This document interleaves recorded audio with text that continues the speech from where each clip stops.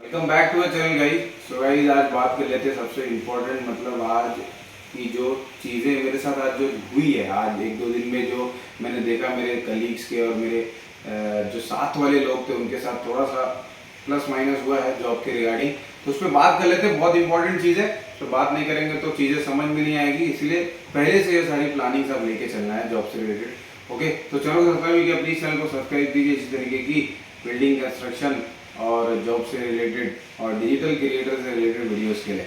Okay, तो जो दूसरा चैनल मेरा सब्सक्राइब नहीं किया तो डिजिटल सिविल करके मेरा चैनल है, नया चैनल मैंने बनाया है और उसको सब्सक्राइब नहीं किया तो लिंक आपको डिस्क्रिप्शन में दे दूंगा, वो सब्सक्राइब कर लीजिएगा। तो स्टार्ट करते हैं। सबसे पहले देखिए, जहाँ पर भी आप जॉब कर रहे हैं, मैं आपको पहले ही बोला जॉब से रिलेटेड काम है, वीडियो है, तो जहाँ भी आप जॉब कर रहे हैं तो वहाँ पे प्रॉपर चेक कर लेना है कि काम कितना है। जब भी आप चेंज कर रहे हैं कोई कंपनी, समझ लीजिए कोई जैसे कॉन्ट्रैक्टर बिल्डर के पास काम कर रहे हैं, कोई नए कॉन्ट्रैक्टर के पास जा रहे हैं या कोई बिल्डर के पास जा रहे हैं, तो एक बार चेक कर लेना कंपनी के पास कितना काम है। अगर बिल्डर है तो लैंडमैन देख लेना जरा, हाँ उससे पहले थोड़ा कुछ दिन पहले से कुछ एम्प्लॉय से थोड़ा बहुत बात कर लेना है कि भाई कंपनी कुछ प्लस माइनस होता है, प्रोजेक्ट बंद चालू होता है या प्रोजेक्ट थोड़ा कुछ किसी वजह से, बहुत सारे रीजन रहते हैं प्रोजेक्ट बंद होने के। कोई भी बिल्डिंग कंस्ट्रक्शन है, कुछ भी है तो रुक जाता है, कभी कभी कोई भी फंड इशू आ जाता है, कभी इन्वायरमेंट इशू आ जाता है, कभी कोई वर्क स्टॉप का नोटिस आ जाता है लेबर डिपार्टमेंट से, कभी कुछ भी हो सकता है, कोई भी नोटिस आ सकती है, कुछ प्रॉब्लम, कुछ ऐसे सर्टिफिकेट्स,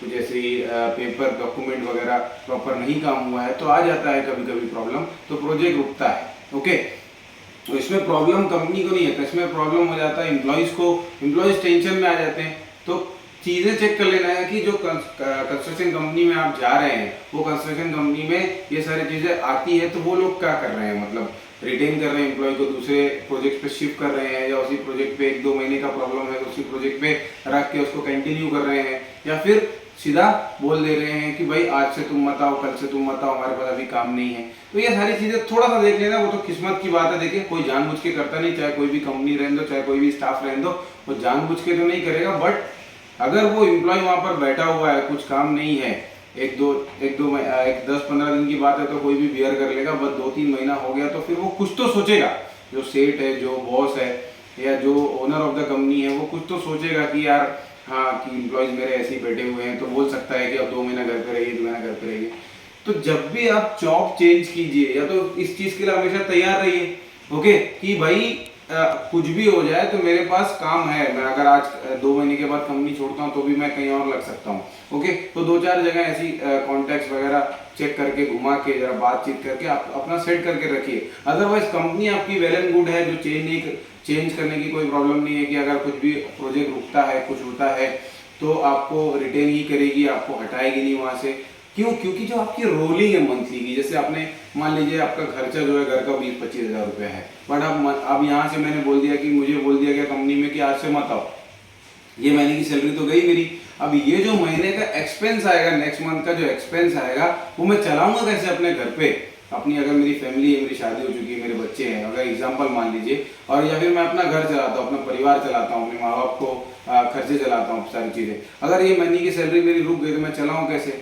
तो उतना या तो फिर आप सेविंग करके रखिए ताकि 2-4 महीना आप चला सके, एक ये ऑप्शन है। दूसरा ऑप्शन, अगर सेविंग नहीं है तो आप चलाएंगे कैसे?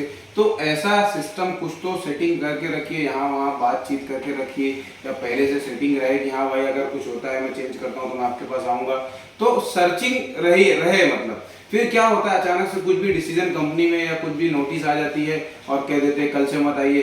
कॉन्ट्रैक्टर्स ज़्यादातर ये करते हैं, तो जो भी कॉन्ट्रैक्टर के पास काम कर रहा है थोड़ा सा ध्यान से देखिए, समझिए कि कंपनी अगर कोई इशू नहीं है, कंपनी ऐसे हमेशा रिटेन करके चलती है, क्लाइंट को, एम्प्लॉयज़ को हमेशा रिटेन करके चलती है तो कोई प्रॉब्लम नहीं आएगी। बट नहीं अगर कर चलती है, अगर कोई रिकॉर्ड उसका कंपनी का है कि भाई कंपनी बोल देती है कि 2 महीने के बाद आओ, 3 महीने के बाद आओ, तो आपको बैकअप लेके चलना बहुत ज़रूरी है। चाहे वो जॉब का बैकअप हो, चाहे कोई साइड इनकम हो, चाहे कोई पार्ट टाइम इनकम हो, चाहे कोई भी काम, आपके पास एक काम और रहना चाहिए जिसको आप कर सके। ऐसा नहीं, कुछ इनकम आ सके, उससे आपका खर्चा घर का चल सके।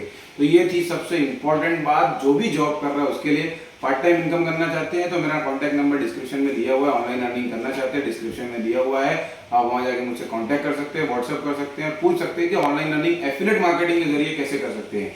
ओके, तो हम लोग वीडियो को एंड करते हैं। तो thank you watching the video. Channel को सब्सक्राइब किया, प्लीज चैनल को सब्सक्राइब कीजिए।